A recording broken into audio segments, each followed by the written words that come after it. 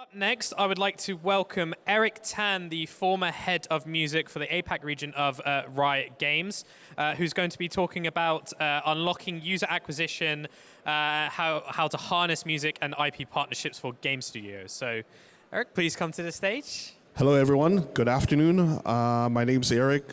Super stoked to be here. It's my first time in Dubai, so it's been an eye-opener to notice all the developments that's happening in this area.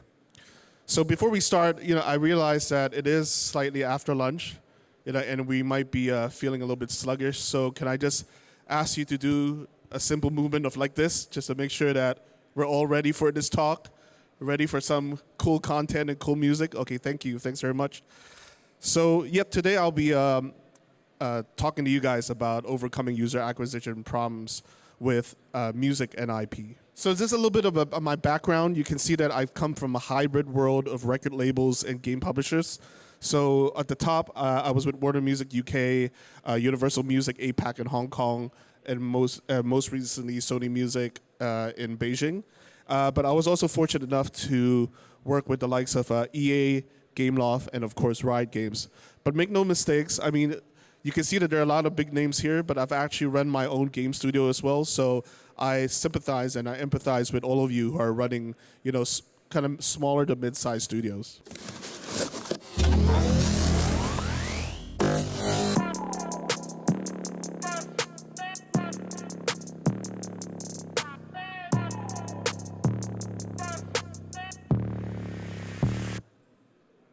Undefeated, that's why they call me undisputed. I'm ranking up another season. I've been up on my stats. Now would you look at that? Undefeated, locked and loaded. We about to blow. Caught them with that left, I leave them tapped out on the floor. Sunny, itchy, sticky, swishy. Watch me bank a score. Up in the boat, I'm in the zone. Yeah. Go to the fire to breath. King of the jungle and beat my chest. They say I'm posing a threat. Just like a pebble, I'm cutting the net. Ring on my finger, but yes.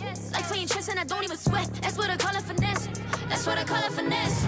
Ain't no rivals, ain't no rivals. They can try, but they're never ever slowing me down. On arrival, this is my show. Crossing my heart, they know we are undefeated. That's why they call me undisputed. So just now there was a music video in CG that we did with the girl group XG for Valorant, and we did it strategically to make sure that we serve our esports and gamers across Japan, Korea, and beyond. Just stepping back, in our view, we think the current user acquisition methods are quite limited in the following three columns. So one, we all know it's getting more and more expensive. It's getting crowded. Platform dependent, you never know what's going to happen. As we've seen with the effects of IGDA, the Apple ecosystems, platforms come and go. In the middle column there, quality users, right? So, your target demographic, just because you place an ad for your 18 to 25-year-old female, it doesn't mean that they'll be engaged. And which means they might churn too quickly. Negative user experience. I don't know about you, but I think the push ads and other of these tactics could be intrusive, and then it might turn users away. And then over at the end is that it's too short term. Non-quality users will affect the longevity of the game, and then there's no differentiation. I think if you tell your boss or your co-founders, hey, we're just going to be doing the same thing as last year, that's probably not going to cut it at this day and age. And guess what? This problem actually affects studios no matter how small, no matter how big, such as Riot Games. And that's how I stepped into my role. Basically, I was very, very honored to be involved in all the following music partnerships. XG that you saw just now, New Jeans, who perform at our World's Championships, Heartsteel, our virtual boy band, ticking away from the Valorant finals last year, and last but not least, Arcane first year anniversary remix. And Arcane, speaking of Arcane, this is a very, very good example where we were actually able to execute on three strategic touch points, where we were able to use the first year anniversary remix as a stopgap between the first season and second season because it's been a year. So so we didn't want fans to wait. And second of all, China is one of our key markets, and we wanted to make sure that there's China representatives, whether in the esports or in our music. And then thirdly is to cross over the fandom into the music world as well. So music IP solutions are available to any game studio, big or small. And whether you want to target strategic markets such as Japan, Korea, Greater China, or you want to go cross-platforms such as we can see a lot of bullshit going on with the mobile infrastructure. So mobile games are going to PC. PCs also go into mobile, and music is one of the ways that you can achieve those goals. So here I want to share a case study with a small company then, where Sky Children of Light did a concert with an artist called Aurora, and the virtual concert ended up having 1.25 million users with about 10,000 concurrent users watching live, which eventually ended up having most number of users emoting together. And get this, based on all our past music integrations, I would say this probably didn't cost anything more than 100,000. That 100,000 investment turned into them raising 160 million right after. So I think this is pretty good ROI, if you ask me. And why is it cost efficient to work with artists? Because artists themselves already play video games, and they want to be exposed to the gaming audience. To name some examples, we've got Drake, who plays games a lot. Snoop Dogg not only plays but also streams a lot when he's playing. And Imagine Dragons, of course, who religiously always play. They have to play League of Legends before going on stage on all of their concerts. So how does artist partnership work? People think it's like this kind of mystery, unknown process, but it's relatively straightforward. So if you work with us, we will help you to identify your goals in your key markets, and then we'll filter the top 3 artists that is authentic, and we identify top 3 because you just never know. Maybe artists might go on tour and they might not become available, so it's always smart to come up with a few options. And then we'll have a conversations with artist management for you. And this is directly to artist management, by the way. It's not agent of an agent or with a record label. And then we'll help you with the business affairs and commercial discussions. We'll help you to do, there's actually QA also in our process. So making sure the song is authentic. Does it sound right? Do we need another songwriter to fix the arrangements, to fix the bridge, to make sure it's right for your brand. And last but not least, it's the execution and the artist relations aspects of the campaign when they're on the ground. Now, what are some of the hesitations that we see with working artists and IP? One of the common ones is expensive, and I can tell you it's not.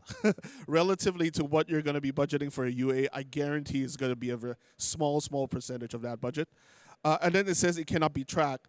And the thing is, we're already starting to see a lot of case studies, whether it's that game company that was mentioned just now, and some of the other campaigns like PUBG, Karol G, PUBG with Blackpink. We're starting to see, a causality between the campaign and downloads and revenues.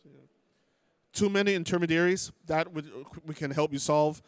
You might be working with an agent, and over us, how we do it here is that we actually work directly with the artist and the artist manager, so we bypass all middleman, if you like. Is it revenue or marketing? I think this is also a very interesting debate. Well, we'd argue that it's both, right? It can be both an extra revenue play through in-app purchase, maybe themed by the artist's looks and artifacts, but also optimizing your marketing spend. So here I want to share an example with a recent artist that we work with on Valorant. So Amber Liu, with 5.6 million Instagram followers, was a perfect example where she actually over-delivered the scope of work. She actually started with us as a influencer. We invited her to the Masters Championship in Japan just to be, kind of just cover the tournament. She was so immersed into it. And get this, the reason why we pick her is because she's already a Valorant player. She's already a gold level player that, she plays the Jet and Killjoy character within the game, so she can speak to the game. So we went from that to creating more content with her. She actually ended up doing extra content where she interviewed the producers on the new maps and the new skins, and then she even gave a tour to some of the esports players on the Los Angeles, different landmarks in Los Angeles. So this is a very, very good example where an artist can actually over-deliver. So again, anyone can do music partnerships, whether no matter how big or how small. Especially if you want to go cross-platform, whether is it mobile to PC, PC to console, or maybe even VR and mixed reality handsets moving forward.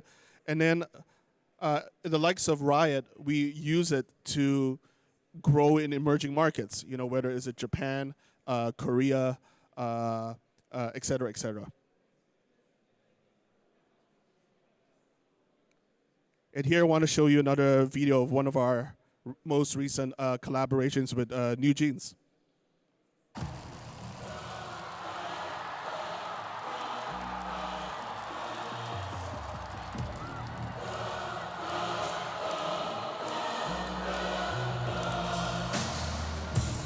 This is what you came for, born on the game ball. Everybody dropping like rainfall.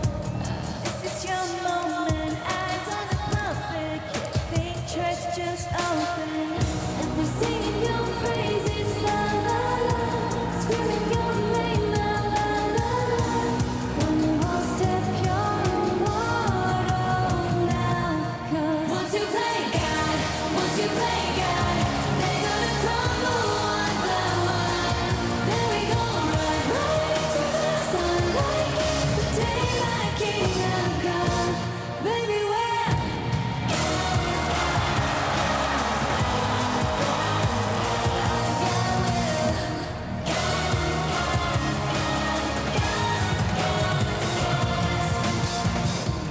welcome to the big show. Next on the ladder, here's your name in the rafters. Breathe, moment of silence. That girl walk up and choose violence.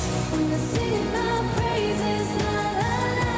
Screaming my name, la la la la. This is why we're immortal now. 'Cause once you play God, once you play God, they're gonna crumble one by one. Watch that in your own time on YouTube. But it was that they performed in front of 18,000 people at the Seoul Sky Dome. So you're very, very close to also do the same thing, and it's easier than you think. So the process, again, just to recap, is that we'll work with you to review your goals. We will gather research, and we'll select the right artists, make sure that they're authentic to the game. We'll work with you on the laundry list of the music and marketing asks. Whether do you want them to appear offline in an event or want them to do more kind of shout outs, etc. We'll help you to QA the song, and then we'll handle the necessary business affairs and commercial discussions, and then it will help you to execute and do the necessary artist relations, followed by postmortem, to figure out, how the campaign go and how it could be better. So again, artist partnerships, it's, we feel that it's going to become table stakes going forward. And here are just some of the examples of games that harness music partnerships. So you have Dead by Daylight with Slipknot, and Stellar Blade working with the Korean artist BB, New Jeans that you saw just now, and things like PUBG and Karol G. So just now we mentioned that we work directly with artists, and these are just some of the examples of artists that we work directly. Jackson Wang, 33 million Instagram followers. Amber Liu, 5.6 million followers. Chung Ha, BB, around 3 million each. And then Ozzy is about 500,000. And that's just a sample of the artists that we work with. We also work with Western artists like Baby No Money, Grabbits, that you've seen from Taking Away, one of the Valorant songs. These artists are excited, for more gaming opportunities. So, are you ready to level up?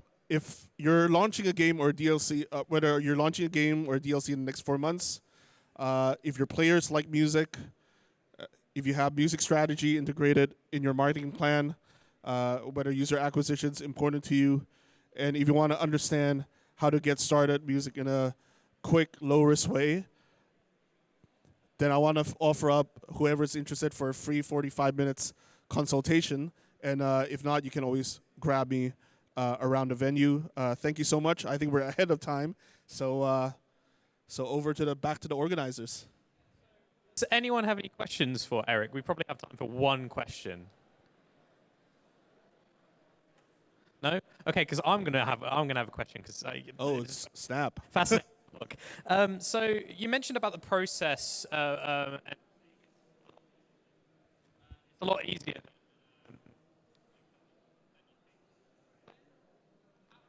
Come up process though, because the music since like earliest I remember was 2013 with Imagine Dragons. How did you like curate that process, and like how did you? I'm gonna use the phrase strike gold with it. It's historical, looking at things backwards, historical, and to take the best practices of that. And then, of course, in the middle there are nitty-gritties, things like, do you do a buyout? Do you do licensing, et cetera, et cetera. But I think there are commonalities, through the process. I think it's always there are constants, based on, what you want to work on. There is the finding the artists, making sure they're authentic, making sure that we've come up with enough laundry lists of, marketing and music asks. Make sure that the record label artist managers don't bully you on revenue share. No, well, actually, no, bully is a strong word, but sometimes they don't know. They will come to you with their proposed revenue share, what they do with Spotify and Apple Music, which doesn't make sense to a studio where you got mouths to feed, right? Or like 10 people or 20 people, and we're there to like help smooth that out. But yeah, I think just to answer your question in a convoluted way, it's just based on track record and best practice. Yeah. Can we get a round of applause for Eric, please?